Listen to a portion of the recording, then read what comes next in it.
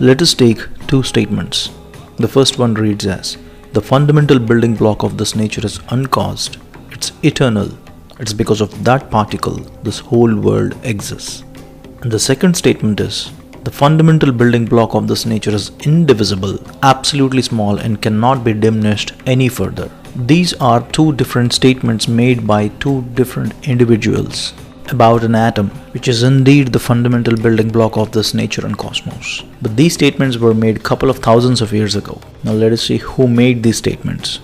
So it's Maharshi Kanada, an Indian philosopher and scientist, was tentatively placed at 600 BCE. He could be much older than that. And towards the right is Democritus, a Greek philosopher during the 4th century BCE. And now let's talk about the mindset. Our mindset, the mindset of people of India. Now before getting to the mindset of the general public or the majority of them, let's briefly talk about two extremely polarized mindsets. Take these two guys, the one on the left and the one on the right. And both of these guys are watching this video right now. Now the guy on the left says that this channel is a political party's ID cell and spits some kind of Sanghi pseudoscience and shit, whatnot. So that's one mindset, the guy towards the left. And the guy towards the right is even more funny. Yes, Indians had 5G and fiber internet during Mahabharata times. Now these mindsets are of politically or religiously motivated, half-educated intellectuals. Now, a significant portion of people are biased this way, but not the majority definitely. A vast majority of us have no problem in believing what Democritus said, but it is hard for us to believe what Maharshi Kanada said.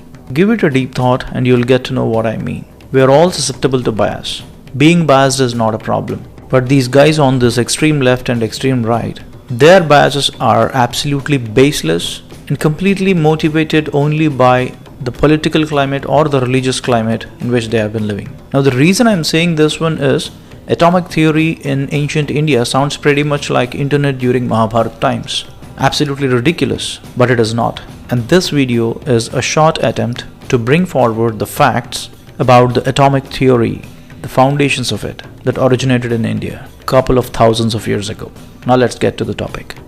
Vaiseshika Darsanam. Of the many ancient scriptures of Bharat, Vaiseshika Darsanam is a very less known ancient scripture on one of the schools of thought of Indian philosophy. Now this book is our main topic in this documentary on atomic theory in ancient India.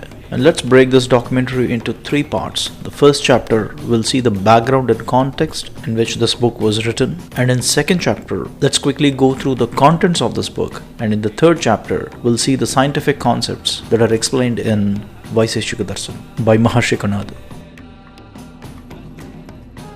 Starting with the first chapter, understanding the background and context of Vaiseshika Darsanam. Before we get to that, it's quite important to understand the ancient Indian thought about life. Mana eva manushyanam karanam bandhamokshayoho bandhaya vishayasaktam muktam nirvishayam smrutam. The second verse of Amrita Bindu Upanishad. It translates to, the human mind is the cause of bondage and mind is also the cause of liberation. Mind absorbed in sense objects is the cause of bondage and mind detached from the sense objects is the cause of liberation. In simple words, it says that you are responsible for be it the pain or pleasure that happens in your life. You alone are responsible for both the pain and pleasure. And the ultimate objective of any human being, as per Indian philosophy, is a liberation from both pain and pleasure. This is quite important to understand and you'll get to know why I brought this up. If you are in the field of humanities, you definitely know this. But if you're a science student, there is less chance that you might know the schools of Indian philosophy. So let's take a quick look. We all know the difference between knowledge and wisdom, right? Transposing your knowledge into wisdom, in this process, there is something called as an ideology, something that you believe in. Now, philosophy is something that's built on an ideology in transposing the knowledge into wisdom. And when we're talking of knowledge in India, we all know that the Vedas are the corpus knowledge system since thousands of years. So with Vedas as the central point, there are a lot of ideologies or philosophies that got developed in ancient India since thousands of years. And now let's see what they are. Broadly, the primary school of thought is Astika, which takes Vedas as the primary source of knowledge. And then we have another school of thought called as Nastika, which does not take Vedas as the primary source of knowledge, but has its own independent philosophies. And further down, in Astika school of thought, there is a subdivision which is atheistic in nature. This sounds absolutely crazy, but it is. And the atheistic schools of thought are Samkhya, Nyaya, and Vaiseshika. And we are talking about Vaiseshika, but let's park that for a second. And then we have theistic schools of thought further down in Astika, which are Yoga, Mimamsa, and Vedanta. Don't worry about the names, we'll see what they are in a short while. Now, the fundamental difference between atheistic ideologies in Astika and the theistic ones are that they both take Vedas as the same platform or the basis for their ideologies. But the atheistic philosophies of Sankhya, Nyaya, and Vaiseshika does not take God as the central reference or does not bring in the concept of God while they're explaining their philosophies. It is a more rational and realistic approach of understanding what is in Vedas and transposing that into wisdom. While theistic philosophies of Yoga, Vedanta, and Mimamsa, they completely take Vedas as the baseline, and on top of it, they completely rely on the Supreme Being, God, as the central reference point in developing those ideologies. And when I first learned these facts, I was really speechless. Broadly, when we talk of Hinduism in modern day terminologies, it is generally understood as a religion. But how come you have atheistic philosophies blended into a religion? I mean, the English word religion does not fit to Hinduism. First of all, I don't know what exactly is Hinduism because there is nothing like Hinduism in first place. And that is the reason it is called as Sanatana Dharma, which means an ancient philosophy about life. Now, calling Hinduism as a way of life, I don't believe that statement is also right because every religion is a way of life. Every religion gives certain good values and morals and ethics and whatnot, all the guidelines to lead a better life. So every religion is a way of life. But having an atheistic ideologies blended in the same philosophy of a religion, I mean, this is a crazy combination. I don't know what we need to call this as, but let's simply call it as Sanatana Dharma. Anyways, let's move on to the Nastika school of thought. Here we have three clans again: Buddhism, Jainism, and Charvaka. So broadly, this entire ecosystem of ideologies, these are what the foundation pillars of knowledge and wisdom in India since many millennia. Now, each of these schools of thought have their own scriptures, gurus, ideologies, etc. And we are talking about Vaiseshika. And probably this is the reason why India organically evolved as a pluralistic society. Don't call secularism, that's totally in a different connotation in today's world, you know that. But let's call it as a pluralistic society. Anyways, let's move on. We are focusing on Vaiseshika school of thought. To understand the Vaiseshika, we need to also understand Astika, which is one level above, in a little more detail. Now let's quickly see what is Astika school of philosophies. Be it the Vedas or holistically Sanatana Dharma in its entirety, is a moral compass for humanity to pursue four important virtues. They are Dharma, which means responsibilities, Artha, which is wealth, Kamya, which means desires, and Moksha is the ultimate liberation. Dharma, Artha, Kamya, Moksha. These four virtues are also called as Chaturvida Purusharthas, and be it any philosophy that you take under the Astika category, there are 6 different paths to pursue these 4 virtues. To keep things simple, I will just talk only about Vaiseshika school of thought, and the rest 5 maybe in some other time we will see in more detail. So this Vaiseshika is a school of experience. It's an atheistic philosophy, like I said, and it does not bring in the concept of God while explaining its ideology. But what exactly is its ideology? Here it is. Vaiseshika fundamentally believes that this whole world, the nature, cosmos, you, me, everything in it, is fundamentally built on a building block that is an atom. And that atom is eternal, and it takes different forms and shapes to manifest itself into either a human being or an animal or a mountain or a river or fire. Everything and anything in this nature and cosmos is a manifestation of atoms in different forms and shapes, and one has to experience it for himself or herself to understand the true form of this nature. It broadly talks about eternity, and while explaining the concept of eternity using atoms, it teaches about how a person he or she need to pursue these four virtues of dharma, artha, kamya and moksha. Now in this school of thought, Vaiseshika, which was founded by Maharshi Kanada, this is probably the world's oldest written record about the atomic theory. For last 8 to 9 minutes, I am going only into the introduction part for one very important reason. The foundation of why we are talking about atomic theory needs to be very clear, because it's not that something just fall out of the blue sky. There is such a deep context and background associated with the atomic theory. And now let's see what Maharshi Kanada says.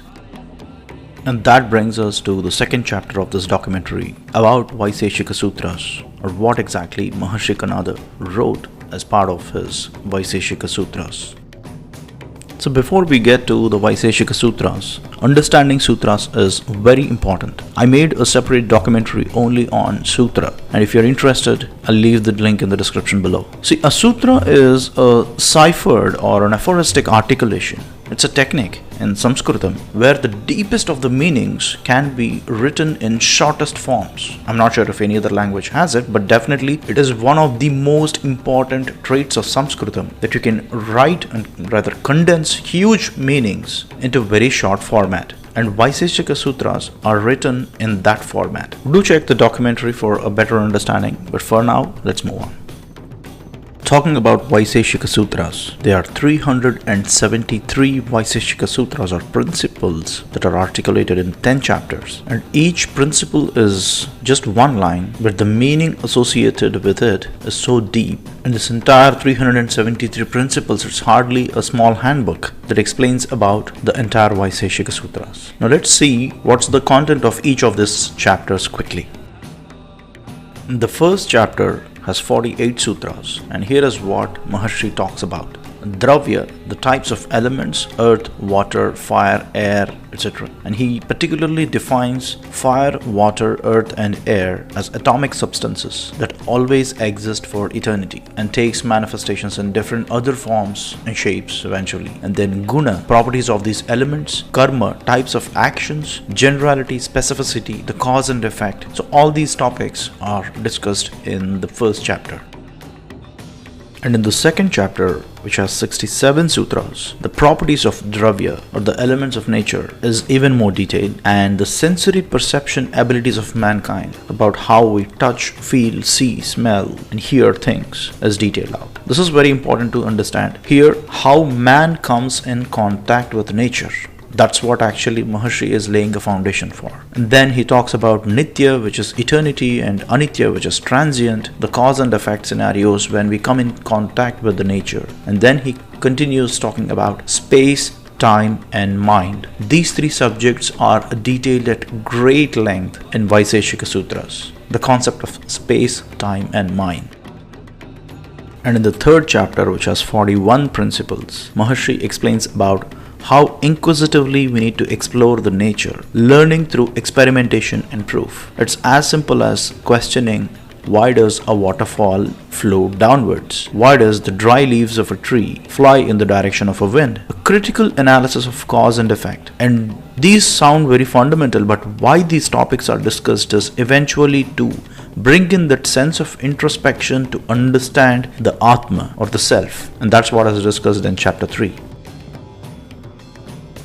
And in the fourth chapter, it has 25 principles. And here is where Maharshi Kanada starts talking about Satya, the ultimate truth, and extends the concept of Nitya. And here is the first time when he brings in the concept of atom to explain the Nitya, that which is eternal. He brings in the concept of atom, which is called as Anu in Sanskritam, and eventually explains about the concept of atom, magnitude of the elements, the earth, fire, water and air, and how atoms manifest into these four fundamental substances, and then talks about living things on this earth, Yonija and Ayonija, two classifications based on how a living thing takes its birth, and so on.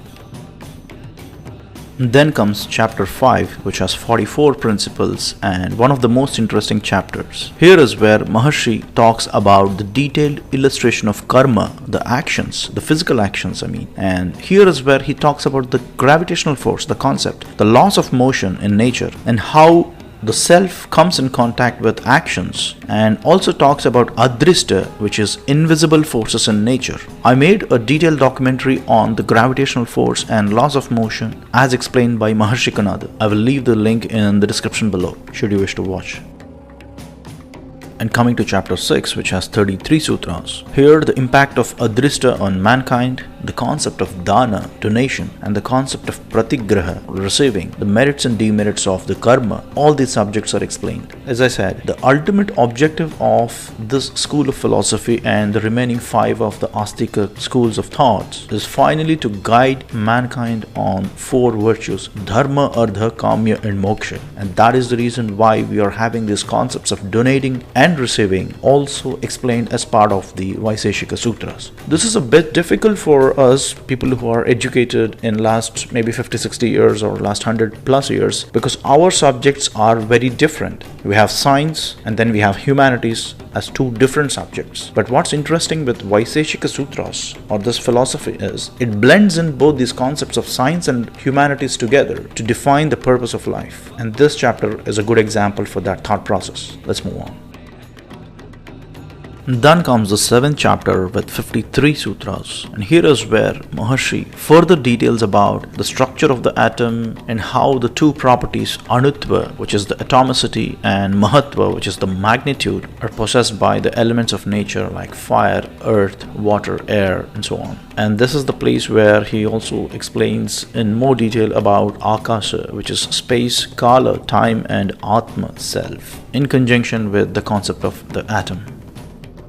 And in the 8th chapter, the concept of cognition and self-experience, the different types of jnana, how to obtain knowledge from the nature through sensory perception of the basic elements of it. It has 17 principles explaining this process.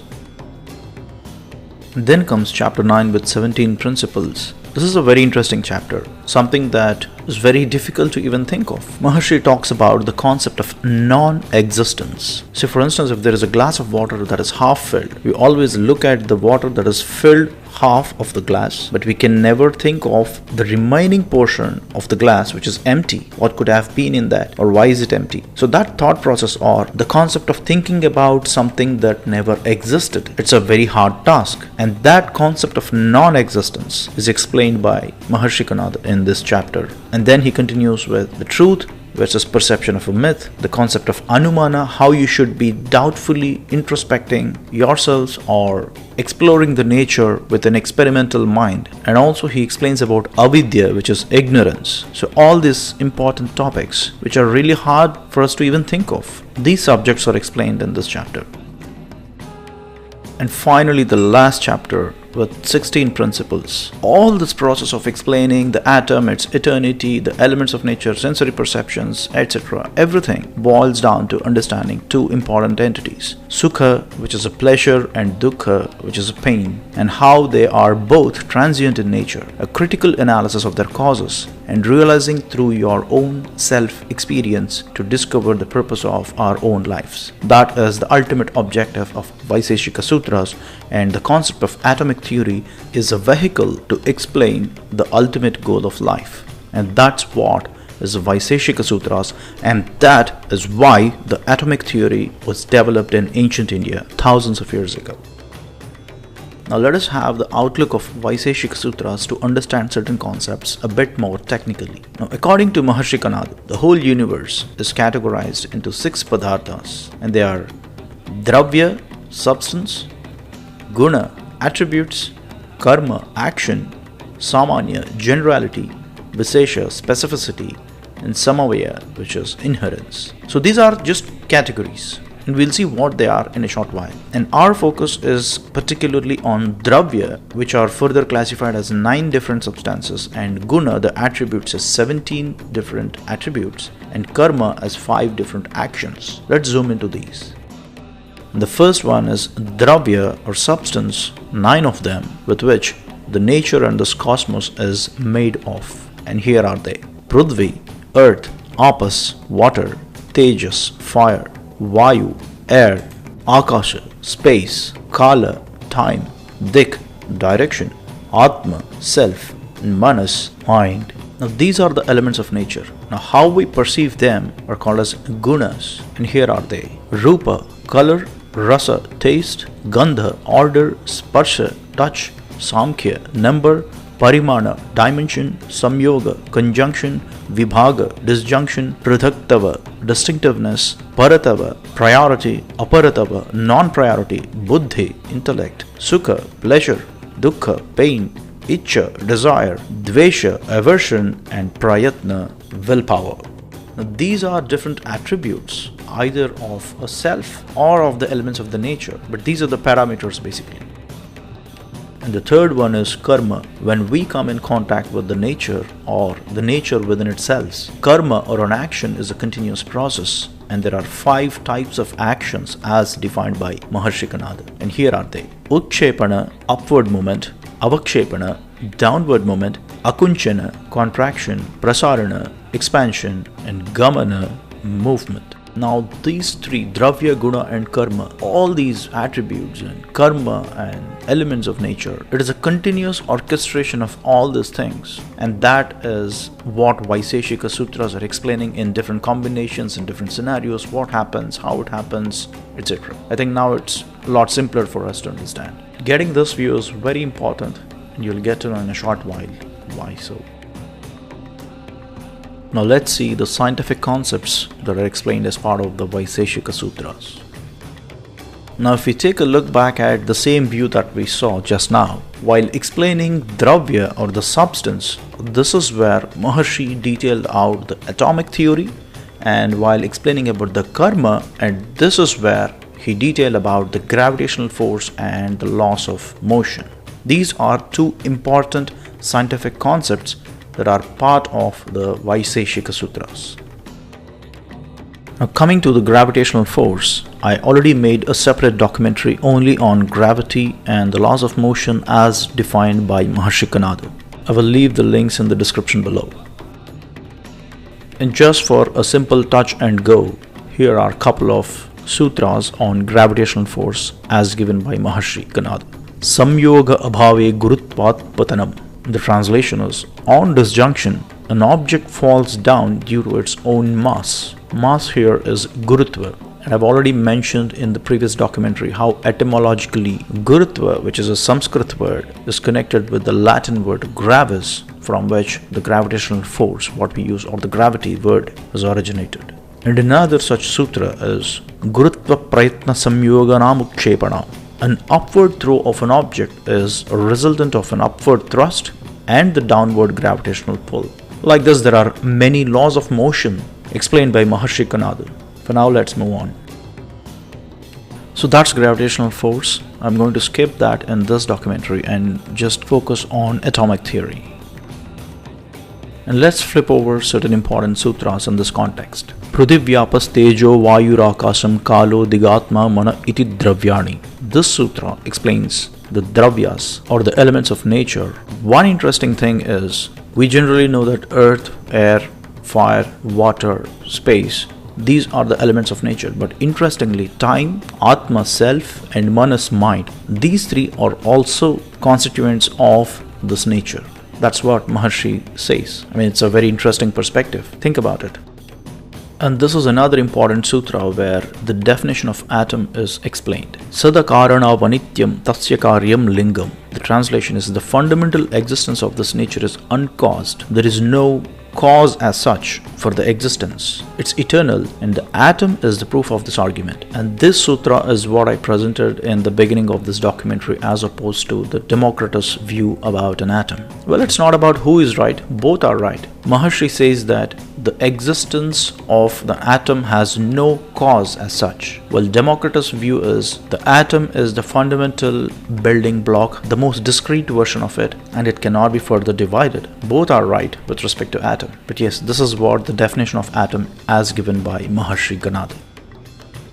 And then Maharshi explains about the structure of atom, Nityam Parimandalam. It translates to that which is eternal, which is atom or the Anu, is Parimandalam, which means spherical.